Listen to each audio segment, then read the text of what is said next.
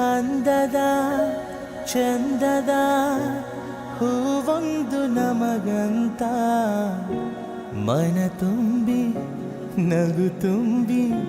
ಕಳುಹಿಸಿದ ಭಗವಂತ ಹಸನಾಯ್ತು ಬದುಕು ನೀ ನಗುವ ಗಳಿಗೆ ಇನ್ನೇಳು ಜನುಮ ನೀ ನನ್ನ ಮಗಳೇ